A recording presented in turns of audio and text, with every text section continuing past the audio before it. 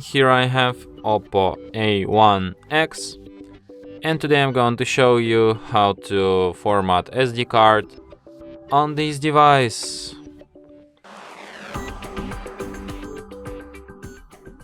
So to do this, firstly you have to open Files application, then you have to switch to the SD card section, tap on three dots here, go to the storage settings and select Format.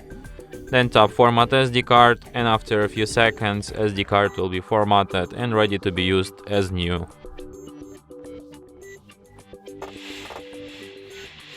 And that's it. Thanks for watching. If you find this tutorial useful, don't forget to hit that like button and subscribe to our channel.